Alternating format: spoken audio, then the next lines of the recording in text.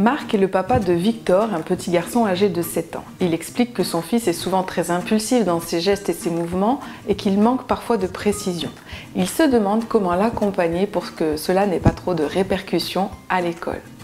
À 7 ans, les fonctions exécutives des enfants sont de plus en plus efficientes et développées. Ils apprennent de plus en plus à inhiber un comportement ou un geste pour planifier des actions demandant une plus grande capacité de maîtrise du geste. Ces capacités d'inhibition, de planification et d'exécution permettent à votre enfant d'entrer dans les apprentissages de façon plus adaptée. En géométrie, par exemple, il est à l'écoute de la consigne donnée par la maîtresse, il réfléchit au matériel dont il a besoin et observe comment reproduire une figure sur un quadrillage. Il organise aussi ses gestes et la façon dont il doit les coordonner, dont il doit organiser ses mouvements pour reproduire la forme, tout en modulant la force qu'il doit mettre dans ses gestes. Vous comprenez que la réalisation d'une droite ou d'un simple triangle équilatéral demande à votre enfant d'avoir intégré de nombreuses capacités en amont. Je vous donne mes astuces et conseils pour l'accompagner dans le développement de ses compétences de façon ludique. Vous pouvez notamment utiliser des jeux de construction comme ce jeu de domino. Dans ce jeu qui a traversé des générations, votre enfant doit agencer des formes, les placer de façon plus ou moins proche afin de réaliser tout un parcours au terme duquel il n'a plus qu'à pousser le domino se trouvant au début de la chaîne pour que tous les dominos tombent les uns après les autres en cascade.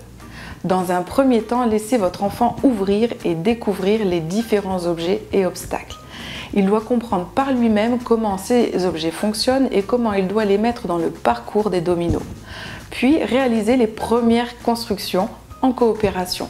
Vous avez par exemple ce drapeau qui doit se lever en faisant une bascule grâce au domino précédent, ou cette roue qui se met à rouler lorsqu'elle est poussée par plusieurs dominos qui ont pris de la vitesse en tombant en cascade. Pendant toutes les étapes de construction, parlez avec votre enfant de ce qu'il convient de faire en fonction du résultat attendu. Si votre enfant est un peu impulsif dans ses mouvements, cela va lui permettre de prendre le temps de penser ses actions et donc d'inhiber une réponse motrice parfois impulsive. Il est aussi intéressant de poser des mots sur ce que vous faites de votre côté. L'espace mis entre les différentes formes, le plan du support qui est peut-être parfois penché et rend difficile la construction, le soin apporté au mouvement, la rotation des pièces pour faire tourner le parcours, les obstacles à positionner et ce qu'il risque de se passer ou pas. Toutes ces situations de co-construction sont indispensables pour amener votre enfant à se poser et penser ses actions. Ces compétences apprises dans un jeu partagé seront réinvesties plus tard dans les temps d'apprentissage et notamment à l'école.